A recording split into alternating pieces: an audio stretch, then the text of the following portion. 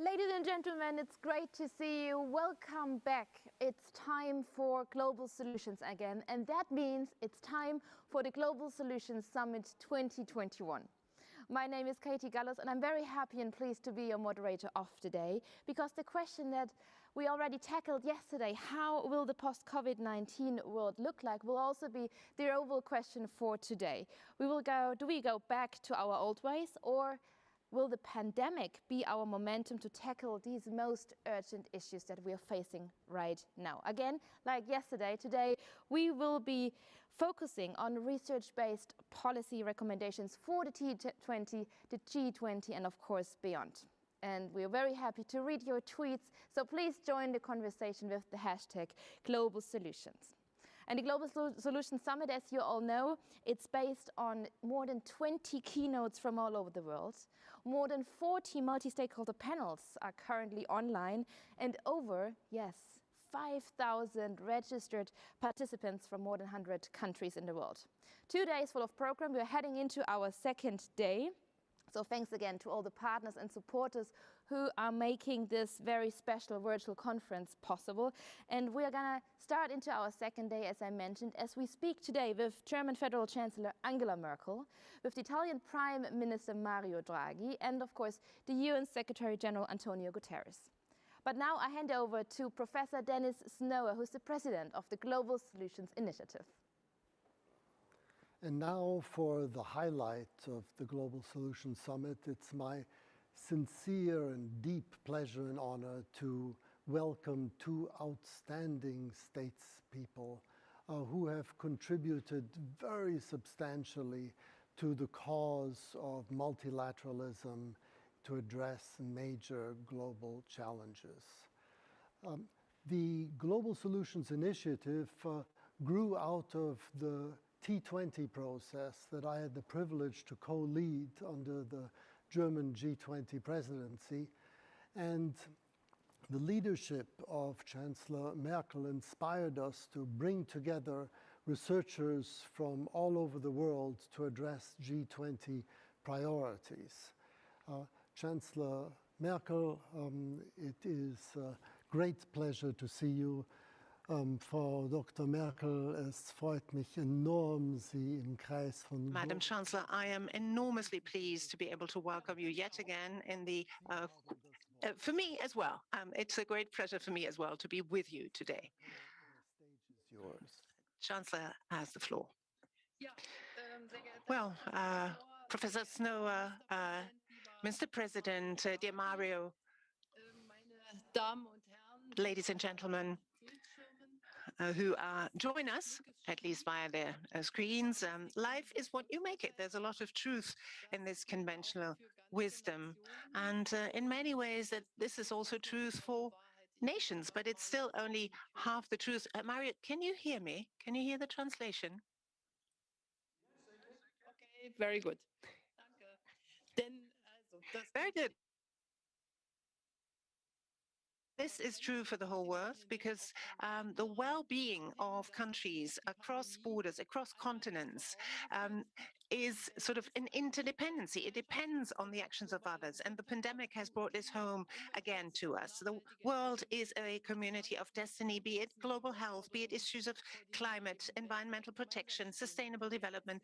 There is certainly no lack of great challenges that the world faces together and that we can only master together. But we all know also that multilateralism is not a given. It's not to be taken for granted. In order to understand multilateralism as an instrument to promote common progress, it needs to be accepted, it needs to be filled with life, it needs suitable formats for this.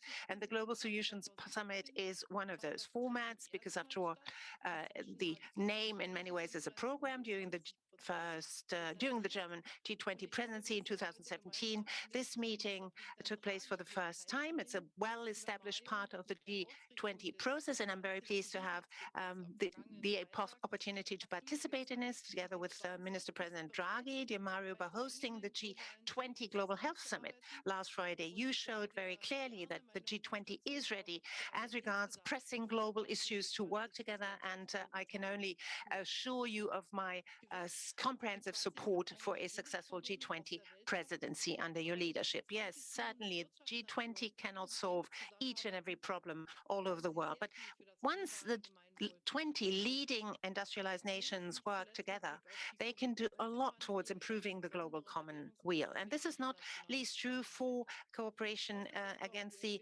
COVID-19 pandemic that has put international cooperation to a particular test, be it about development, production, or distribution of vaccines. The more we pool our resources, the more promising is, and this is not least true for cooperation against the COVID-19 pandemic that has put international cooperation to a particular test, be it about development, production, or distribution of vaccines. The more we pool our resources, the more promising is the fight against COVID-19, the more can we be assured of success.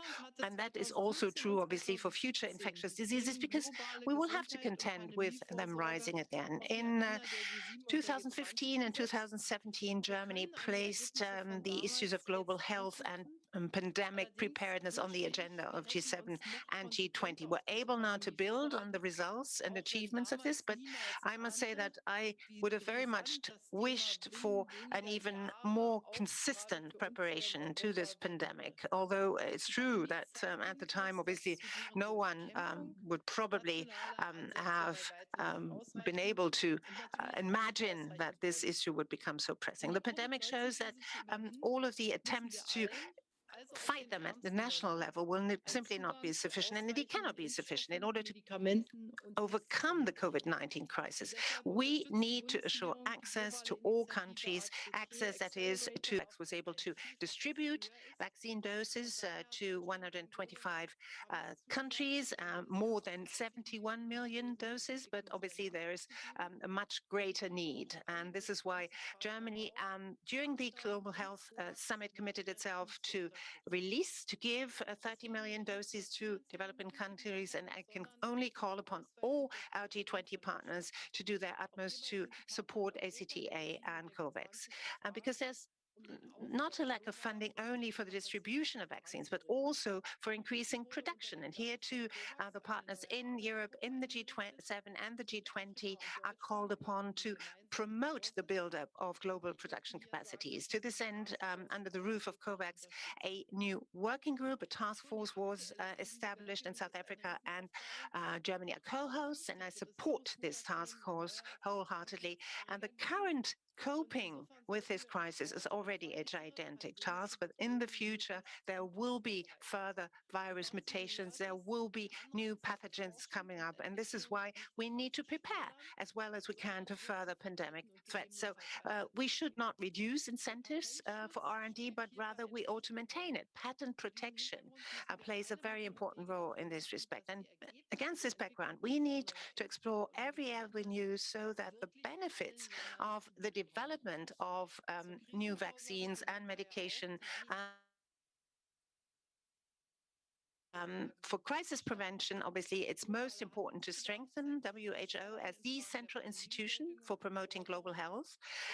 And there is a need for global action, not only as regards questions of coping with pandemics and preparing for pandemics. We also need to strengthen our societies, our economies as a whole, and make them more sustainable.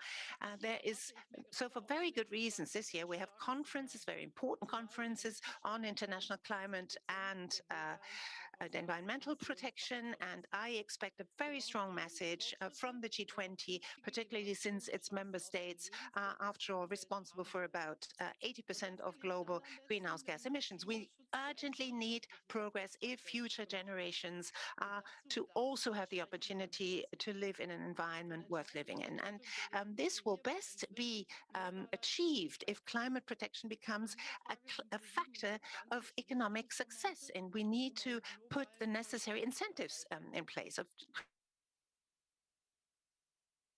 example. In this question too, G7 and G20 are important formats to forge a global consensus. Unfortunately, if we look at Agenda 2030, we have to say that we have not made the progress recently due to the pandemic that we wanted to have in promoting SDGs, particularly as regards combating poverty, achieving food security and education, and combating inequalities, and in particular and also in gender equality. We see rather a rollback instead of progress.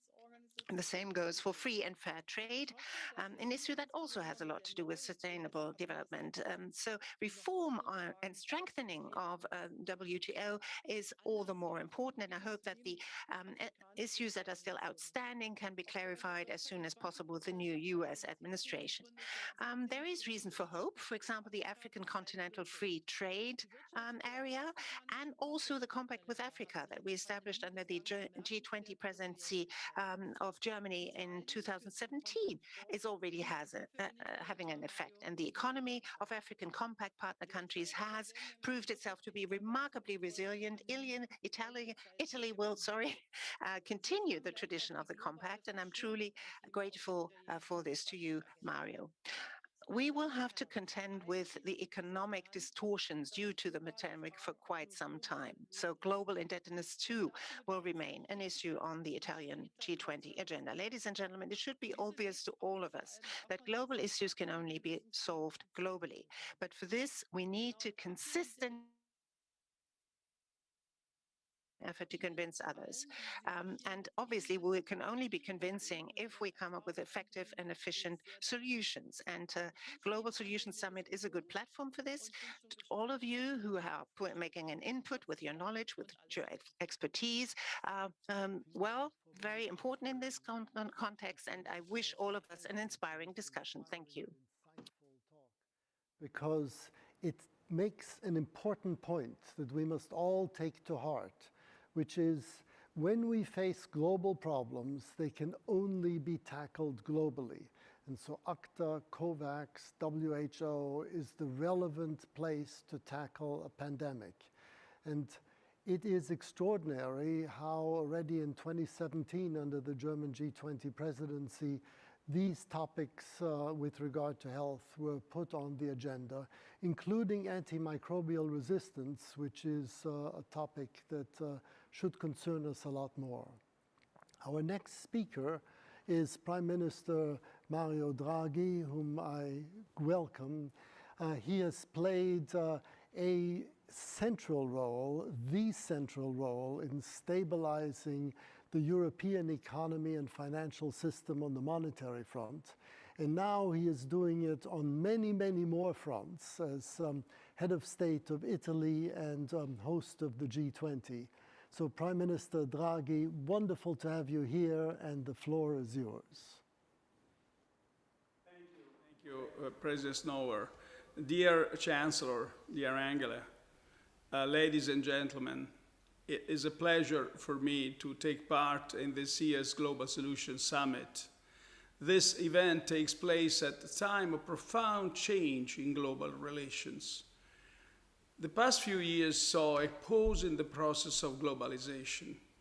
In many countries, citizens embraced sovereignism and nativism as the answer to their political and economic anxieties. The COVID-19 pandemic hit an increasingly divided world. As governments struggled with their own lack of preparedness, the temptation was to blame others and turn inward for protection. However, multilateralism is now bouncing back. The health crisis has taught us that it's impossible to address global problems with domestic solutions. The same applies to other defining challenges of our times, climate change and global inequalities. At this year's presidency of the G20, Italy is determined to lead a change in the paradigm. The world needs the world, not a collection of individual states. Our collective priority is, of course, to bring the pandemic to an end. This means everywhere and not just in the rich world. There is a moral imperative to ensure that the poorest countries have access to effective vaccines. But there is also a practical and, if you want, self-serving reason. So long as the pandemic rages on, the virus can undergo dangerous mutations that can undermine even the most successful vaccination campaign.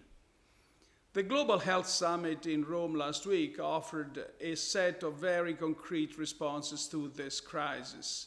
The generous pledges from individual countries, and I want to underline, from pharmaceutical companies, therefore from the private sector, ensure that we speed up the global vaccination campaign.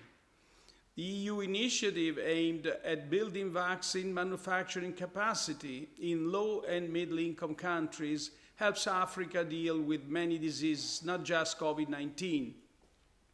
And the Rome Declaration presents a very useful set of principles to make sure that the global community is better prepared to take the next pandemic.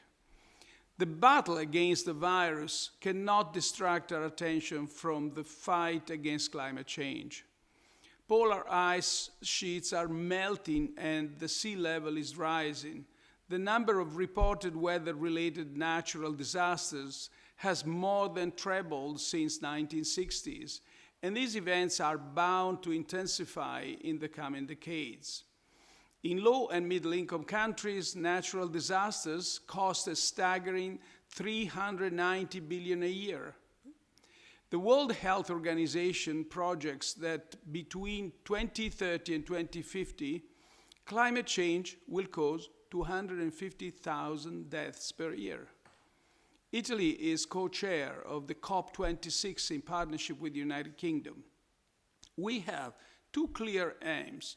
The first is to commit to emission reduction targets that are ambitious enough to limit global warming below 1.5 degrees and to reach net zero emissions by 2050. The second is to moderate potential damages associated with climate change. We need to strengthen our mitigation measures, for example, accelerating the phasing out of coal. And we need to ensure that more public and private capital flows to climate-related initiatives. In Europe, the Next Generation EU program offers a unique opportunity to embrace the environmental transition. But we need to do more at the global level. And for example, as Angela just hinted at, through the G20 Sustainable Finance Working Group. Finally, we must take decisive action to tackle global inequalities.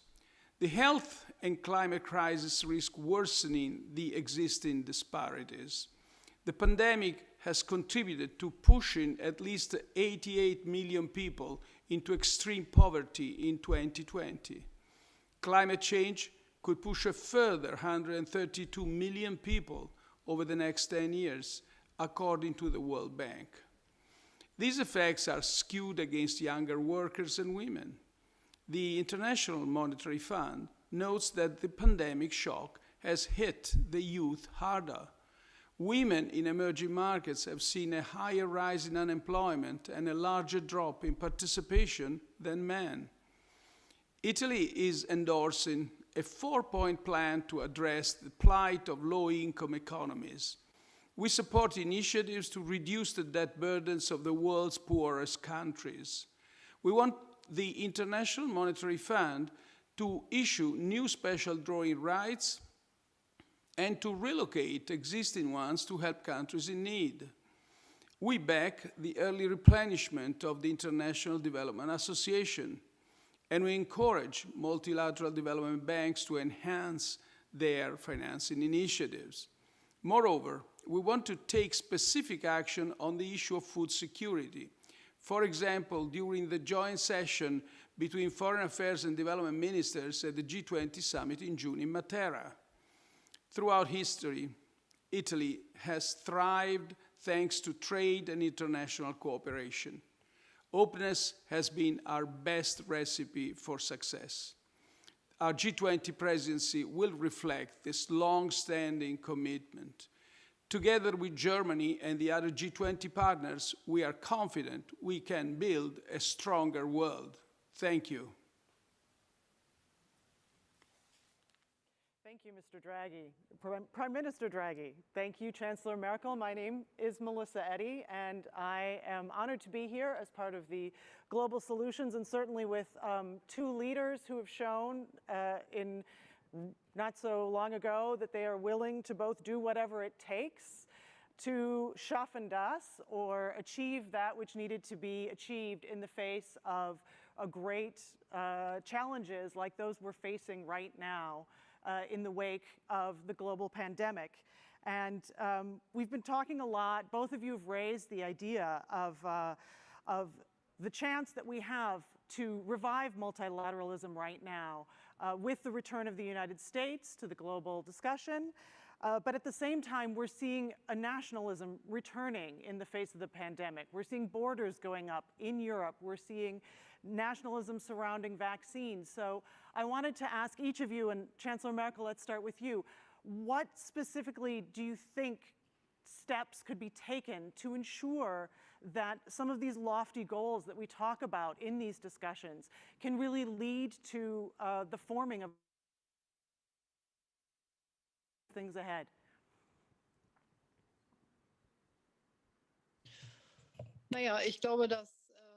Well, as I see it, I believe that the lessons we have learned from this crisis are undoubtedly going to change our outlook on globalization. And I think it will influence developments in the following two ways. Take, for example, the European Union and the question of sovereignty. What do we want to be able to do on our own with regard to the production of medical goods, for example, but also with regard to other issues? This question or issue of our own sovereignty is going to play a more prominent part. And we are talking about this these days. We are talking about the kind of vaccine production we want to set up in Europe.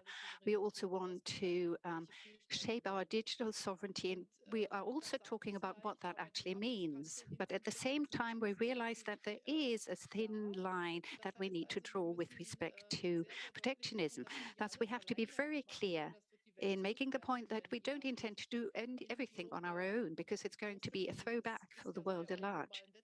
But we want to see a global competition about the best outcome, which is to say that if we want to ensure that global supply chains and multilateralism is maintained, because we need those global supply chains, we need agreements that are also resilient to crisis, that are reliable. We have to have the guarantee that even in a crisis, people not all of a sudden say that, well, I'm going to keep everything because my people need it. We need to have a minimum of things agreed. We need to be able to rely on these in times of crisis. And then we have to focus on those areas where we can perhaps think a little bit more of ourselves, but we need to be able to plan this way ahead. Not others ought to be doing it on our behalf. I believe that the European Union is a space now, has become a space where we should not focus on producing vaccines to vaccinate the members of the European Union, but also to vaccinate others. And I do have to say that I do take pride in the fact that we are exporting vaccines to others. I think we need to reach global agreements on these issues. These global discussions that are necessary to move this ahead.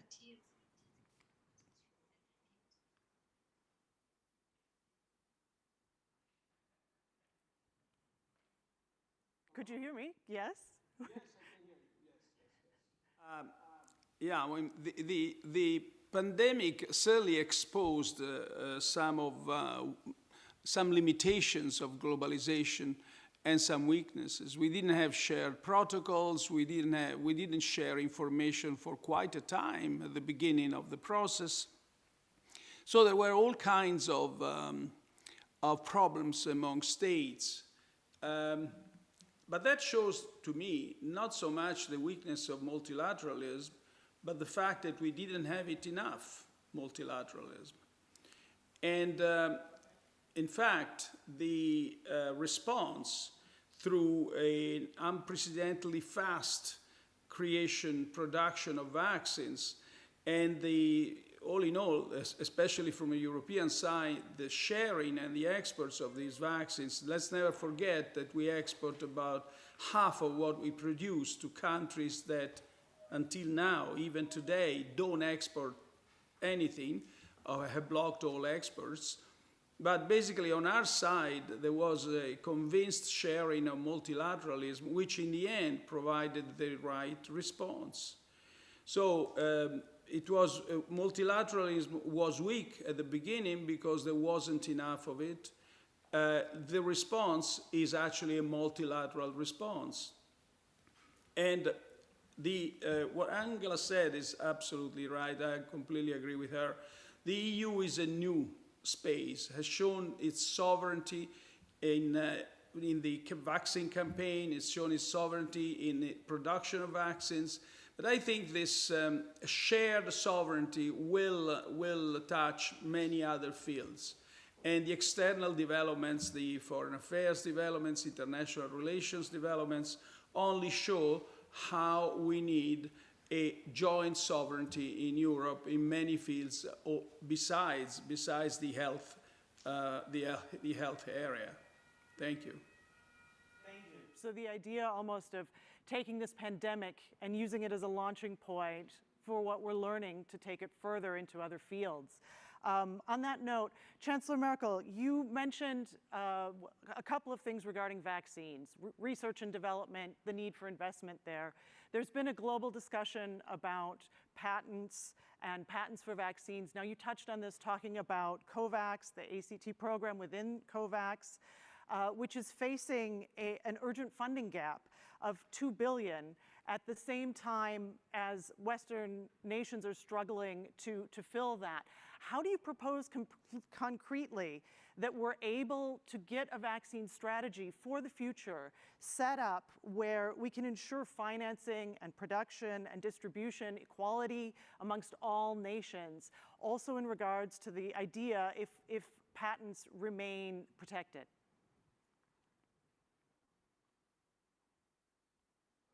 Ja,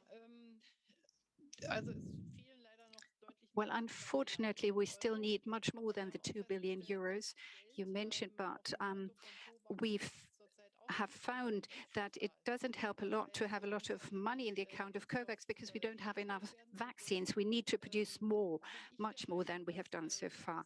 Now, my view is, and that is why I made the point in my speech when I spoke of incentives, I believe we need incentives for the respective companies to further invest into development. If in the situation of a pandemic, those who have been developing these vaccines with breathtaking speed, if we were to turn to them and say, you'll have to forsake your patents right now, I don't think that would be the best thing to do. You know, imagine we're talking companies here that have the capability to produce these vaccines, and all of a sudden we take away the patents from them. I think what we need is a kind of licensing. We have to make sure that those who don't grant licenses, that the governments then should be in a position to intervene and to make sure that we can then have compulsory licensing. But this is not what we're talking about, because the companies we are talking about are producing as best as they can to the limit of their abilities and also willing to grant licenses to any other company. We are talking about vaccines here. We're talking about sensitive goods. We have to make sure that quality assurance stays with us, with those who need to make sure that quality is maintained. What I want to see go out from this is a signal that the world acts in a spirit of solidarity. We have agreed to set up production capacities all over the world, also in Africa, in order to ensure that these countries are not dependent on production facilities outside their own continent. But I don't want the message to go out that in a next crisis situation, it is no longer worthwhile for companies to invest or to work hard to develop goods or produce or medicine, because what we want to make sure is that we produce in those sectors where it is most urgently required. We talked about this in greater detail. We focused on what we can do in order to fight the various diseases in Africa. No one in Africa has been carrying out any kind of research there. Once Ebola became a threat to us, we started thinking hard about how we can develop a vaccine. There are many diseases in Africa no pharmaceutical company is looking at or investing in. So what we have have to make sure is to encourage pharmaceutical companies to invest their intellectual property into investments that benefit mankind at large. So as far as a waiver that would call into question patent protection is something that I don't think would help us here. In the 1990s with HIV medicines, where it's not fully given up, the patent waivers, but it's made more affordable for productions in developing nations. How do you view that? Well, as I said, granting licenses is of the utmost importance in that regard. Licensing fees are not being discussed at all right now. If things were to be sold at the highest bidder's price, but that is not what is happening. The companies are offering the products at a very low price, making it, adapting it to the respective countries' income, the medium or the low income countries. You see, I don't think that we can solve the problem of countries not having enough vaccines to go around to cover everyone. But look at the fact that we've been able to develop a vaccine in a very short period of time, less than a year's time, with a new technology, the mRNA technology. Of course, you cannot immediately vaccinate twice 7 billion people. But when I look at the promises that Mario Draghi made at his Global Health Summit, 1.3 billion doses to be made available by the end of the year on the part of the companies. I think that's a good first step. The idea of urgency is one that we can also see Prime Minister Draghi in the climate issue. And you raised in your opening remarks that Italy will be a co-chair of the COP26 in Glasgow later this year. I was just wondering if you could be a bit more concrete about how do you see the efforts to sort of reconcile the challenge that we face on the one hand, that in the wake of this pandemic, we have enormous debt, countries are in recession around the globe, and at the same time, we need net zero by mid-century. And many countries view those efforts in climate change to actually be costly and an investment in governments. So how do we reconcile these two and get countries on board to cut emissions while at the same time investing and reviving their economies? Yeah, thank you for the question. Tackling climate change is a moral obligation. We owe it to our youth and to future generations. But it's also urgent for our economies. We want growth to be sustainable, and we know that the green transition can be itself an engine of economic growth. Italy, as G20 presidency and co-chair of COP26 with the United Kingdom, is working hard to pave the way for a historic goal, the commitment of G20 to climate neutrality with net zero emissions by 2050. It is a difficult challenge, given the diversity of views and national circumstances, which can make emission reductions costlier in some countries than others. But it is possible, also thanks to the recent decision from the US to return to the Paris Agreement. The Next Generation EU shows how the green transition can help to lift economic growth. As Italy, we decided to spend almost 40% of the resources on the ecological transition. This is over 75 billion euros in the next 5 years. So we are fully committed to this, and certainly the climate transition is a challenging task. But I want to stress something that Angela just said before. To win it, we need all actors. The EU itself is responsible for a relatively small part of global emissions. The others, the United States in this sense is very encouraging. They're joining back the Paris Agreement, but also China is an important actor in this effort. Thank you. Thank you, Prime Minister Draghi. And the idea of the return of the United States to the Paris Agreement also moves into our next question that we have from Paolo Magri, who is the chair this year of the T20 in Italy. And he points out that while the Biden administration has returned and relaunched transatlantic relationships in a new spirit of cooperation. At the same time, we're seeing Washington still maintains a much tougher stance on China than the EU does. And he's wondering, what impact do you think that this could have on multilateral efforts, both within the G20 or within the upcoming COP? And how do you propose, Chancellor Merkel, as you said at the Munich Security Conference, to devise a new joint agenda on China?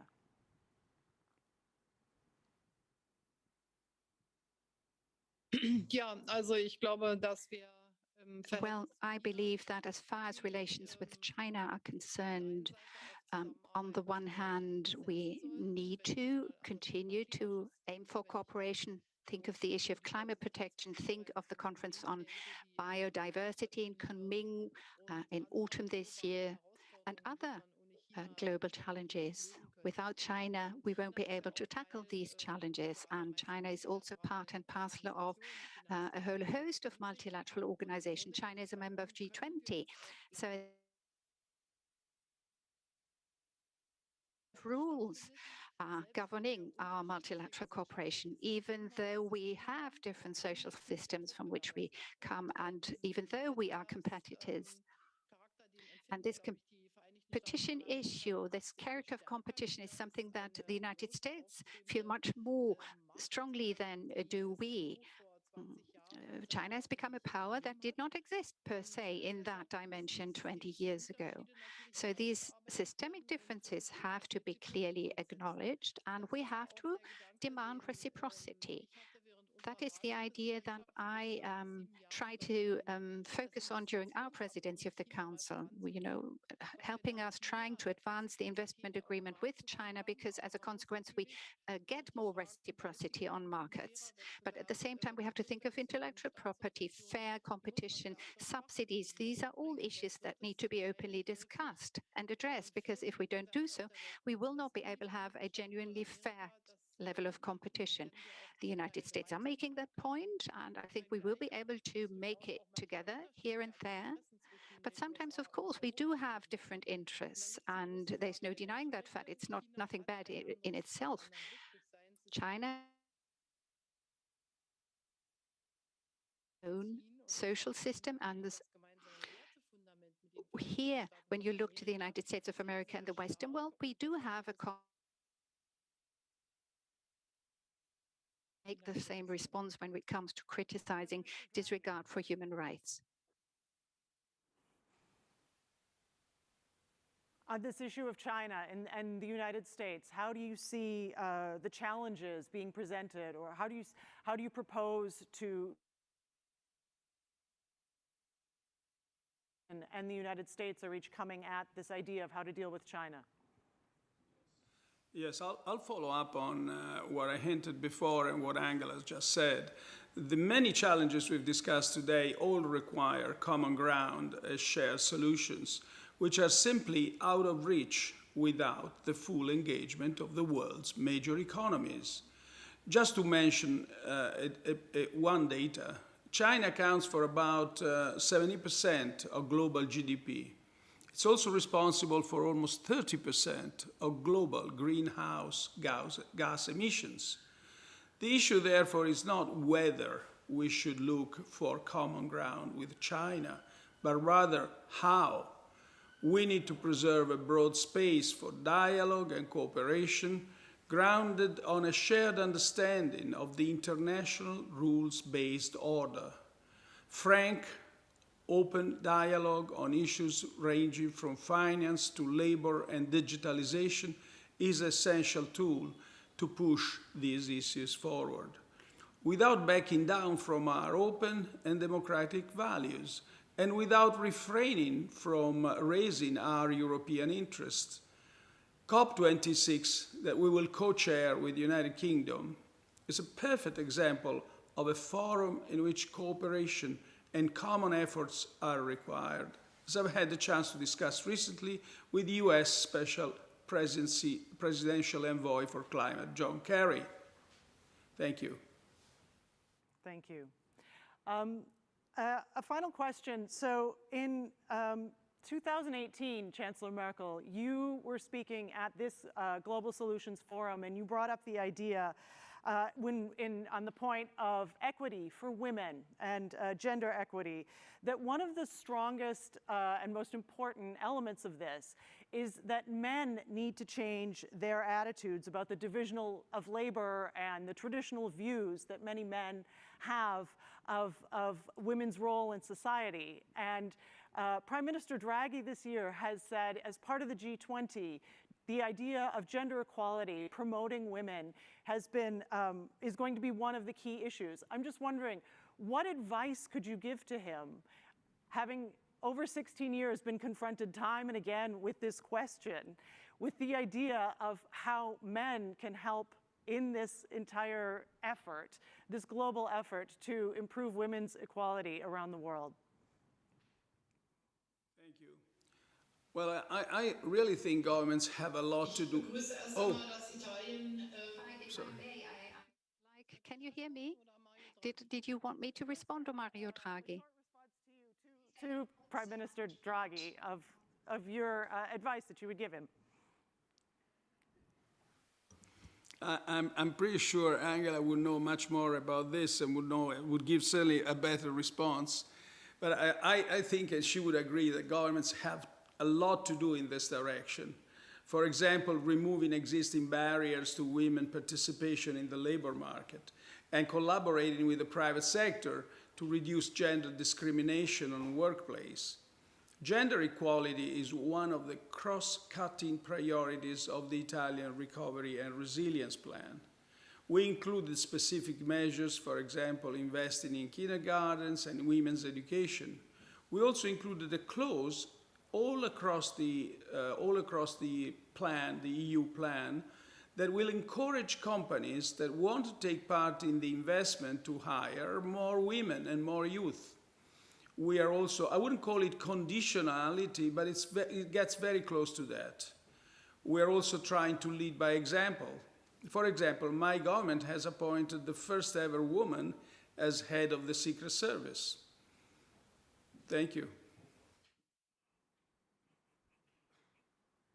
Do we have you back? Yeah. Yes, we've got you now. We lost you at the first ever woman as head of. I said we like to lead by example, and to give you an example, my government has appointed as the first ever woman head of the Secret Service. Thank you. Thank you. Thank you both very much. We are low on time now. Unfortunately, it always goes faster than we would like. And in closing, I'd like to bring Dennis back to make a few final remarks. Thank you both. I'd like to thank you because this was a very significant discussion, because this is a watershed, I believe, in the history of the G20. Never has the agenda of the G20 been quite as wide as this. You have referred to health, climate change, inequality, and there's been a common thread to what you've said, which is that economic prosperity can become decoupled from economic prosperity back to a recoupling, and to provide incentives, as both of you have said, on the health front and the climate front, and also on the inequality front, on the compact with Africa is really important. And this recoupling is the source of our latest version of the Global Solutions Journal, which I'd like to present to you digitally and will do so physically. You have had a previous version of this in a past summit, and I'd like to thank you very much for this extremely important topic, and look forward to engaging with you in the future. Thank you. Ja, danke schön und schöne Grüße. Thank you. And kind regards to the venue of the Global Solutions Summit, and my best regards go out to you, Mario.